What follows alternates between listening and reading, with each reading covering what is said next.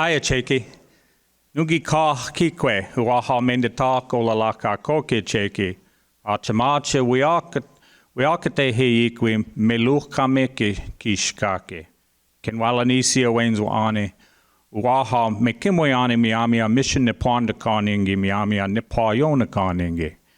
Greetings everyone, I welcome you all here today. Hope you're enjoying some of the spring weather. It was supposed to rain all week, and they were wrong every day, so hopefully that'll be the case today, right? My name is Daryl Baldwin, and I work here at Miami University and the Myaamia Center.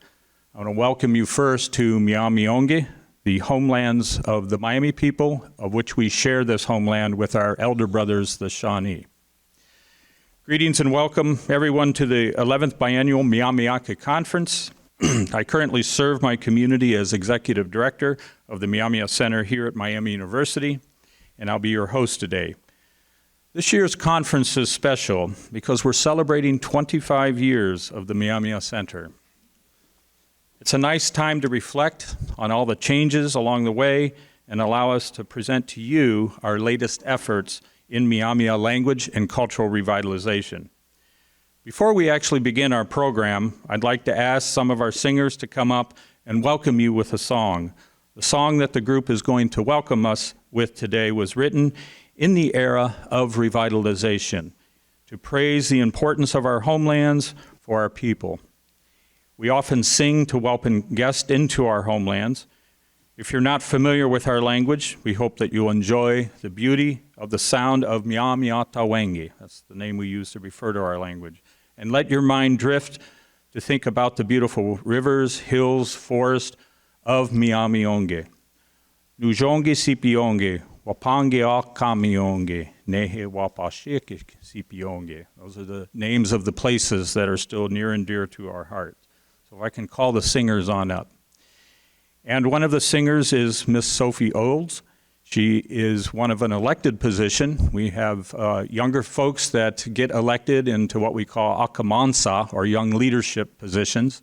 And so Sophie Olds has been elected by our community to represent our tribe. Oftentimes in Oklahoma, we call these tribal princesses, but in our language, we call them akamansa, which is a young ambassador or a young leader.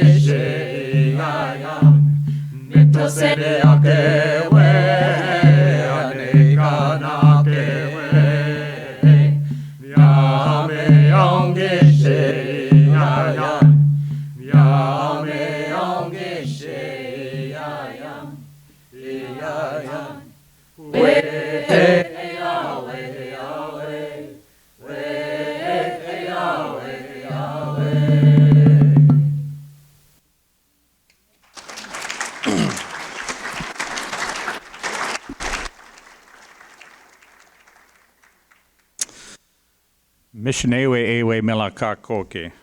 Peke nakamone. It's a beautiful song. Before we begin, I'd like to first introduce some elected tribal leaders that we have here in the audience today.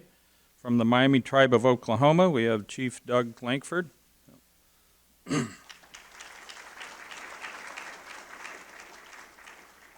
Second Chief Dustin Olds.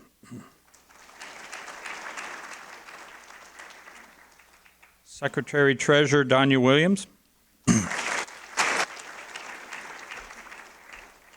Our first councilperson, Tara Hatley, was not able to join us today, but we have here also second councilperson, Nate Poyfair.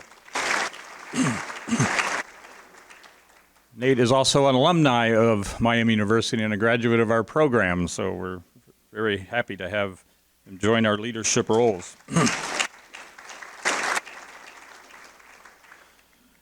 We also have present here our close relatives from the Peoria tribe of Indians of Oklahoma, Chief Rosanna Dobbs.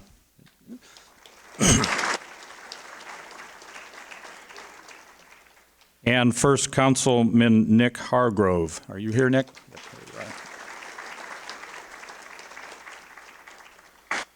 We also have Vice Chairman Patrick Burt of the Washoe Tribe Council of Nevada and California. And Patrick, are you here somewhere in the audience?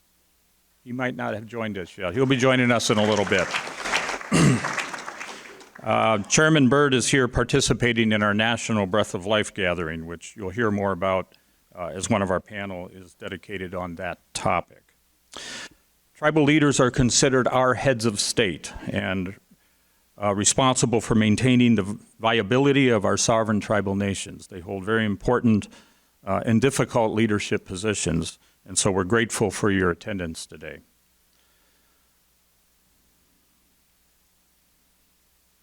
For those of you here today that are new to the work of the Myaamia Center, we exist to support the Myaami tribe of Oklahoma with research and educational development initiatives that are needed to advance language and cultural learning within the Myaami tribe community. This work is intergenerational and important in preserving the identity of our nation, and thus our future. For the Myaami tribe, this work happens within the context of a 54-year relationship the Myaami tribe has with Miami University. This unique partnership has allowed us to grow this effort in ways that have significantly impacted our tribal nation.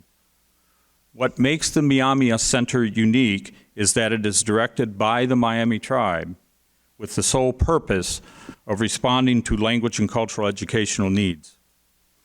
As part of our commitment, being in partnership with Miami University, we welcome opportunities to share that work across campus.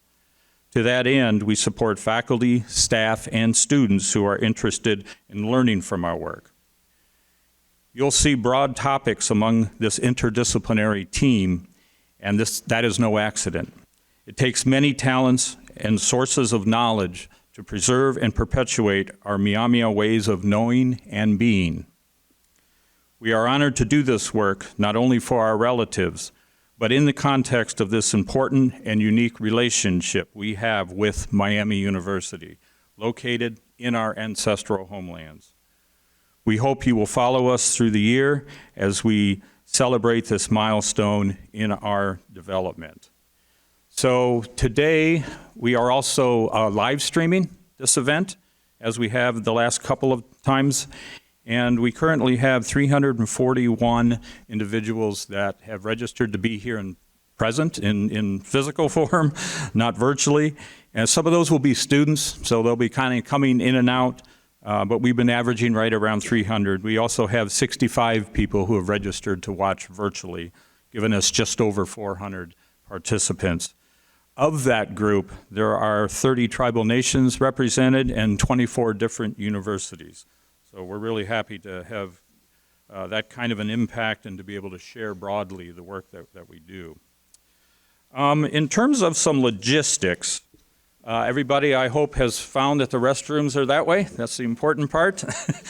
You'll notice that there are tables around. We tend to have the artist tables over here. I certainly encourage you during breaks and when you have time to visit those tables. I'm sure our artists would really appreciate your attention over there. And then over here we have some more information tables.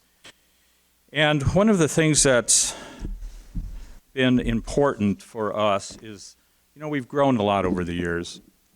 And when I came here in 2001, I was the only staff member. There were 12 tribal students on campus, and I only had 3 years of guaranteed funding. So here we are today, 25 years later. The Myaamia Center has 26 full and part-time staff. We have 46 tribal students on campus this year. And the relationship between the tribe and university has never been stronger. We are in an excellent position to make the next step. And it seems like about every 5 or so years we go through a growth spurt. I'll call it a growth spurt. And we're in the middle of one right now. So Bonham House, which is over on Oak and Spring, corner of Oak and Spring, has been a wonderful home for us. It was built in the 1800s. It's an old presidential home, but we are literally busting at the seams. And of course, there's no handicapped accessibilities and other things, so that building really needs a major upgrade.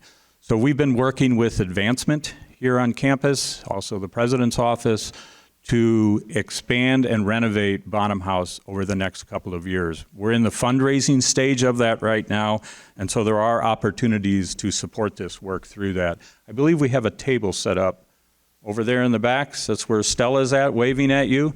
If you want more information, we do have naming opportunities for rooms, and we would really appreciate any support that you can give us. This is an important milestone for us, and the next few years are going to be really significant in our growth. So to that end, I'm going to go ahead and try to get us on schedule. Yep, looking pretty good. So every year we sit down and we kind of scan all of the activities that happen in the center, and we think, okay, what should we pull out that would be interested to show to our audience this year? We have a lot of projects that are bubbling in the background, and sometimes it'll take a year to maybe 3 years before they mature enough that we feel confident in sharing those.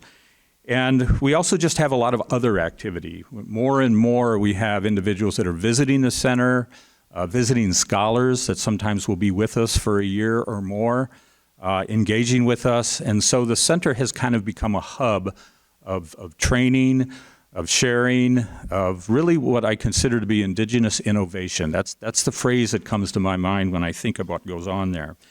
And so for this year, we've kind of selected some things. Some of these are more matured projects, others are kind of new projects, but I think it's okay to go ahead and show them. I've learned over the years that when we're dealing, especially with technology, that it sometimes takes 2-3 years for a project to really feel like it's getting gelled enough where it can become something really real. So there's a tremendous amount of effort that goes into not only creating these projects, but then of course maintaining them. You don't want to create something you can't maintain. And you also don't want to create something that doesn't serve the community or do what it's intended to do. So we're constantly evaluating the work that we do to make sure that it is meeting the goals of the tribe. To that end, I think I'm going to go ahead and introduce our first speaker, Dr. Cameron Shriver, who's known to many of us here. He's a research associate in the Myaamia Center. Cam is a trained historian. He's been with us for several years now. And they just finished publishing with Bobby Burke. Bobby, are you here somewhere? Everybody knows Bobby. Hiya, Bobby. Bobby retired a few years ago, but Bobby has been really central to helping build this relationship, especially on the student side of things.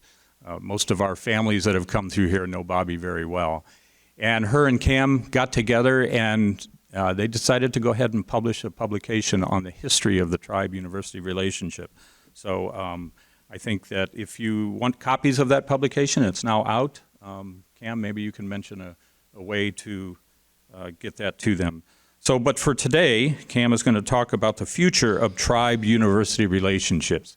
This relationship is unique, I think you'll find, and we're very fortunate to be here and to share with you.